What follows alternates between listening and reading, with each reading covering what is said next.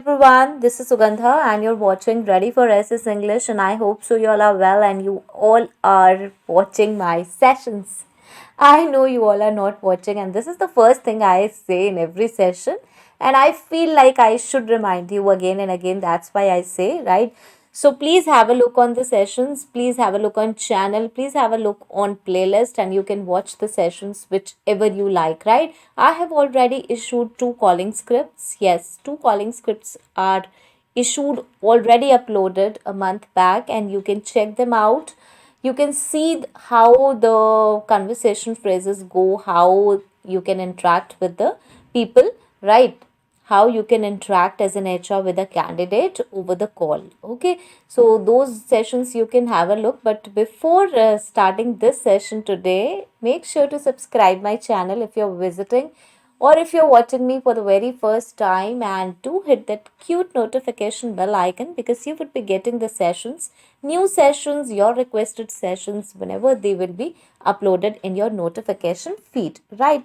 So today we would be starting a new session that is on again a calling script, and this will be really interesting because this session is on candidate calling an HR recruiter for follow up. Yes, it's really surprising, or you can say it's interesting, or you can say, yes, it's a bold step by a candidate. Why I'm saying bold step? Because candidates usually ask me that how to take a follow up with a recruiter. They always feel shy, or they feel nervous, or they feel that how we can call them, what all we have to ask, and how we have to converse, right? So if you wanted to have a follow up regarding your call or regarding your interview, then this could be a guidance. This script will be a guidance for you, and I don't feel that you should be hesitant while calling a recruiter, because if you have given an interview or you had a conversation earlier with a recruiter, then you must have a follow up. Okay, you must take follow up, because it will show certain things that yes, you are still interested and you are an active candidate, right? So you must call. Okay, so today we would be discussing this only, and this is the background. You can see background is HR recruiter called a candidate earlier for digital marketing executive position, right? And today candidate calling an HR recruiter for follow up of an interview. Okay, so you can have a look on both the other sessions in from the playlist, right? You will get it. Now let's get started. I wanted to give one disclaimer that these are only the example phrases, or you can say example expressions or sentences. These are not the rigid ones that you have to use only these sentences, or you can use only this pattern.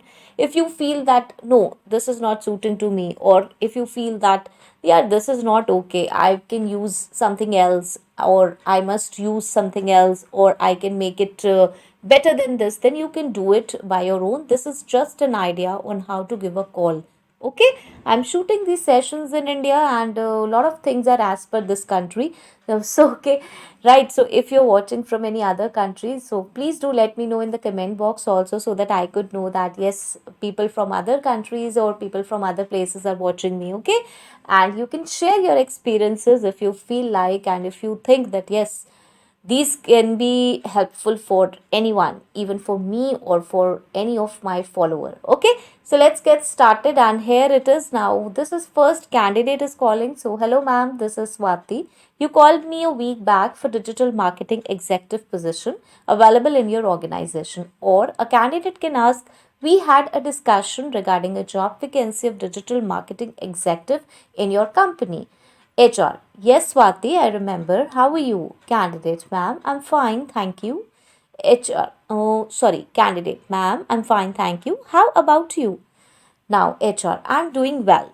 Now, see, this is the start. The candidate can remind the HR that yes, we had a conversation in the past regarding the digital marketing executive position, and I'm calling regarding this only. Okay, so now what this candidate has done is that now what HR has done is in return that HR has asked about the well-being of the candidate, and then candidate has responded well by saying, I'm fine, thank you, and then how about you? See, these are the things you must add in your conversation phrases. Not only this means you can add anything, you can make modulations to it, but these courtesy sentences, these courtesy words really help to improve our conversations. It really make the candidate happy. It make even the HR happy when the candidate reacts this way. Okay, so it's really important to use these sentences, use these phrases over the phone, and even when you are uh, dealing with the candidate, or you are having words with HR face to face. Okay, now let's move on to the next slide. And here the candidate, yes, candidate will ask, I had called you to know about the status of my telephonic interview. Or, ma'am, I want to know the status of shortlisting. Or, ma'am, I want to discuss about this vacancy. Or, I want to know details regarding the interview. Or, I want to know the schedule of the interview. Now, I have used ma'am over here. Here, what happens is, in India, we normally use for the fresher positions, fresher people normally call their seniors or HRs as ma'am. They address them by saying ma'am or sir. So, if this is the culture from where you are watching these sessions, then you can use it. Otherwise, you can take name also. That is also fine, right? I have used it, ma'am, because here the culture is like that. People use often people use it. Okay, you can do whatever you feel like, and whatever the system is there, whatever the environment is there, and if there is a habit of taking names, then yes, you are free to do that. Okay, so don't get sentimental on this word, that why this ma'am word is being used over here, right?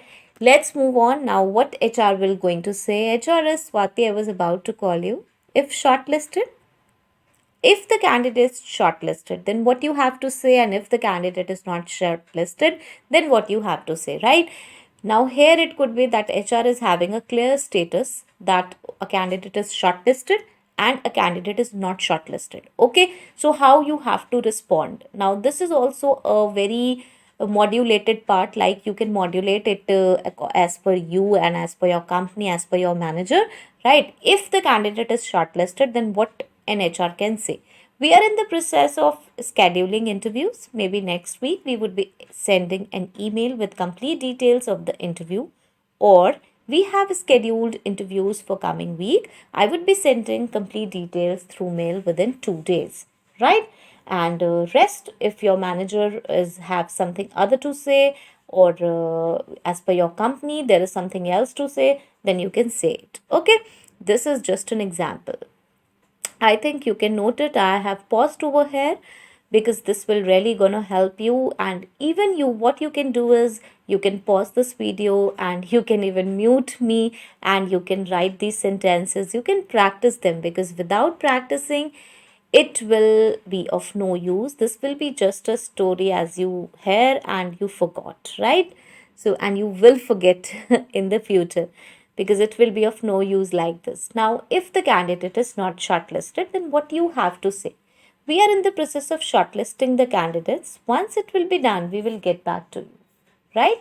So, you know that this candidate is not shortlisted, then you can say this, or as per company policies or rules. Now, this is not at all rigid. Like I have said, that we are in the process of shortlisting candidates, right? You have to ask your manager, you have to ask your reporting manager, your company means to whom you are reporting, your senior manager, that what words you have to give to a candidate who is not shortlisted. Okay, right? I am saying this for the safer side, that we are in the process of shortlisting, because it happened many times that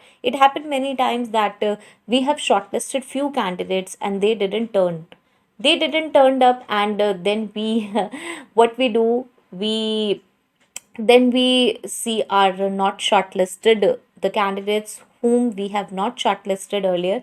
We see that list, we explore from there, and it happens several times that we are able to get the candidates from the list which we have kept aside, which those candidates which were not shortlisted. Okay, so in that case, for the safer side, we can until and unless our vacancy is not closed, we can see to it that's why we can do this way. Otherwise, if you have anything else with your company or manager as per policies, then you can intimate that way, right? I hope so I made it clear.